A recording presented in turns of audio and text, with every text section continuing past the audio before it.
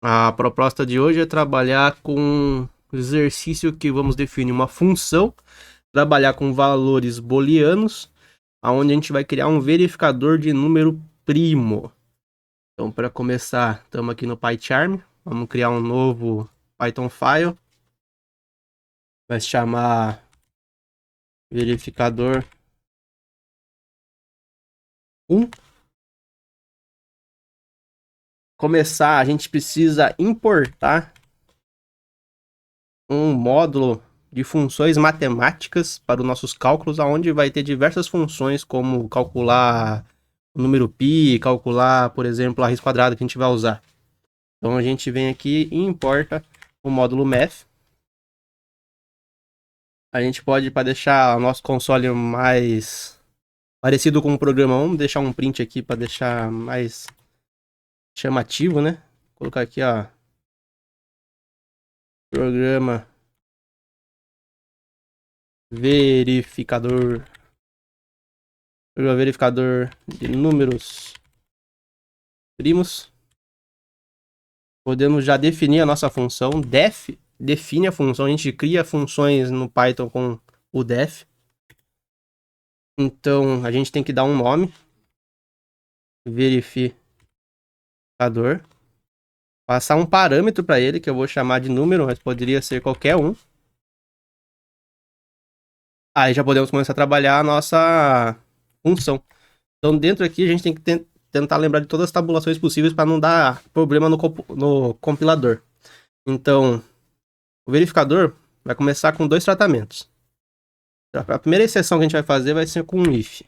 If, se o número, o nosso parâmetro que a gente passou lá em cima, for menor ou igual a 1, eu quero que ele retorne um valor booleano pra gente de falso. Tem que começar com um F grande. Por quê?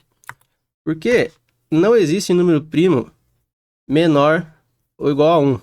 Então, se ele bater um número 1 ou 0, ele já vai retornar pra gente que é falso. Ele não é um número primo. O número primo, ele só é divisível por ele mesmo ou por 1. Ok? Então, após isso, a gente pode começar a fazer um for. Um segundo tratamento que a gente vai fazer. Esse for vai passar uma iteração num range, começando pelo menor número primo, que vai ser o 2. Só que a gente precisa usar aquele módulo matemático, o math, para otimizar o processo. De vez a gente colocar, por exemplo, um número muito grande e fazer por ele, a gente pode fazer pela raiz quadrada dele. Então a gente dá um ponto e coloca o nosso número. Só que se deixar assim, ele não vai conseguir iterar até a nossa raiz quadrada. A gente precisa ampliar o limite dessa iteração aqui do nosso range. Então a gente coloca mais um para que ele vá até a nossa raiz quadrada. Ok. Se ele passar por isso, eu quero saber se um número tem resto de divisão no atual i, nosso atual índice ali, nosso atual número, se ele tem o resto de divisão igual, tem que ser 2 igual a 0. Ele não pode, um número primo não pode ter resto de divisão igual a 0. Então, o que ele tem que fazer? Ele tem que retornar falso.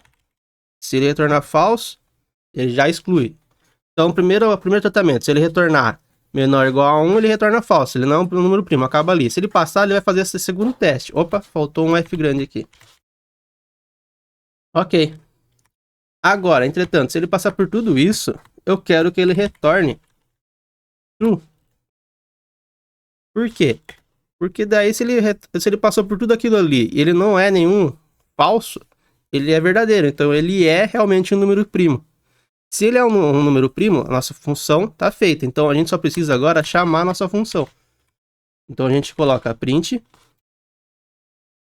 Vou colocar um print aqui só para deixar mais bonitinho.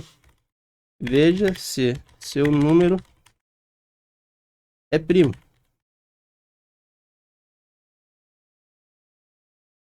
Para chamar a função é só printar de novo e colocar o nome da função aqui, que seria verificador, e passar, por exemplo, o parâmetro que você quer.